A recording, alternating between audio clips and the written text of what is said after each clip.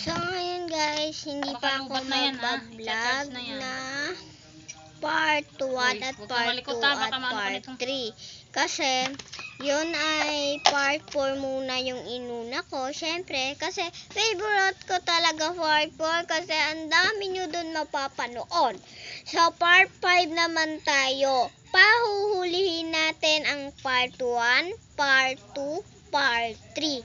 So, mag-comment, mag-subscribe, at kapag ikaw ay nag-subscribe dyan at nag-like, marami ka pang mapapanood dyan na vlog. So, ngayon, hindi muna ako mag-vlog ngayon, gawa ng lobat nga ako, diba? So, mamaya ako magba-vlog, hintayin nyo ang part 5. At nagawa ko na din, diba, kagabi pala yung part 5, nakalimutan ko. Part 6 naman tayo, ha? Bye!